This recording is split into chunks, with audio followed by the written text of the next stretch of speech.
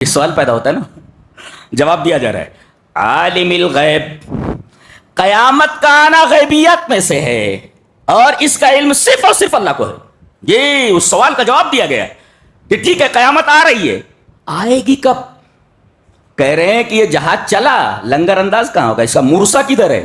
لنگر انداز آیا نا، مورسا کشتی چلی، کیا انداز ہے بولنے کا، یعنی یہ قیامت کی کشتی چلی، قیامت کی شپ چلی تو ایا نا مورسا، اس کا مورسا کدھر ہے؟ مورسا میں نے بندرگاہ، لنگر انداز کہاں ہونا ہے اس کو؟ تعبیر دیکھ رہے ہیں آپ؟ سبحان اللہ، سائنس آف ورڈز، لفظوں کی سائنس۔ دنیا میں جتنی بھی کتابیں ہیں، فزکس کی، کیمسٹری کی، بوٹنی کی، زوولوجی کی، جتنی بھی کتابیں سائنس پر ہیں، آپ صرف معنی کو دیکھ سکتے ہیں لیکن آپ لفظوں کی سائنس نہیں پائیں گے۔ ایک لفظ کی جگہ دوسرا لفظ رکھا جا سکتا ہے اس کا مرادف، لیکن یہ کلام ایسا ہے کہ ایک لفظ ہٹا کر اسی کے قریب معنی، ہم معنی لفظ معنی رکھا جا سکتا۔ یہ ہے قرآن حکیم کی خاصیت۔ سائنس آف ورڈز، ایسی سائنس کہیں موجود دنیا میں کہیں موجود نہیں ہے۔ سائنس آف ورڈز ہے ہی نہیں، لفظوں کی سائنس کہیں ہے ہی نہیں۔ یہ لفظوں کی سائنس بتا رہی ہے کہ یہ کلام انسان کا نہیں ہو سکتا، خود یہ تو مشاہدہ ہے، مشاہدہ ہے، یہ اللہ کے وجود کی دلیل ہے۔ جی خود قرآن اللہ کے وجود کی دلیل ہے۔ اچھا، لتاتینکم آئے گی، کب آئے گی؟ عالم الغیب، یہ غیب سے متعلق ہے۔ قیامت کب آئے گی اس کا علم صرف اللہ کو ہے۔ اچھا، اللہ کا علم کتنا ہے؟ آگے اس کے علم کی تفصیل ہے۔ لا یعزب عنہ مثقال ذرۃ فی السماوات ولا فی الارض ولا اصغر من ذلك ولا اکبر الا فی کتاب مبین۔ کیا بات ہے، اللہ کے علم کی تفصیل بتائی گئی۔ کیا؟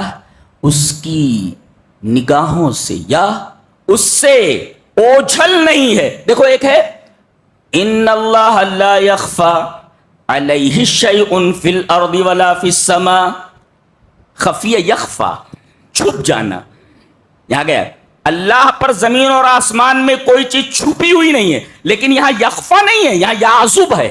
تو مل فرق بین یعزب و یخفا؟ یخفا اور یعزب کے درمیان کیا فرق ہے؟ یہاں کہا گیا وما یعزب عنہ، تو کہتے ہیں کہ الغیاب عن الادراک، الغیاب عن العلم، علم سے کوئی چیز غائب ہو جائے تو وہ ہے عزب، اور نگاہوں سے کوئی چیز غائب ہو جائے اسے کہتے ہیں خفا۔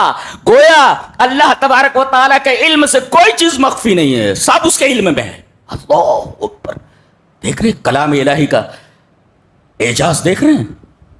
یعنی اس کے علم سے کوئی چیز، کون سی چیز؟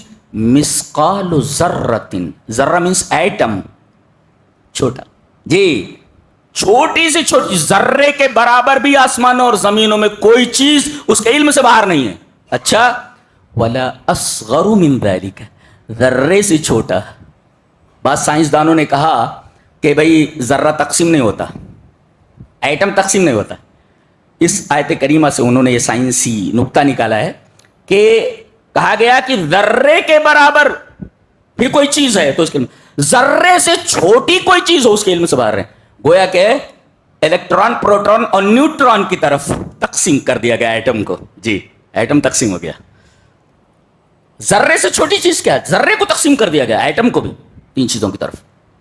بعض لوگوں نے کہا کہ یہ اعجاز قرآنی ہے۔ بہرحال ولا اصغر من ذلك ولا اکبر الا فی، کوئی چیز چھوٹی سے چھوٹی، ہر ذرے کا علم اس کو ہے۔ اللہ اکبر، اس کے علم کی وسعت کا کوئی اندازہ نہیں کر سکتا۔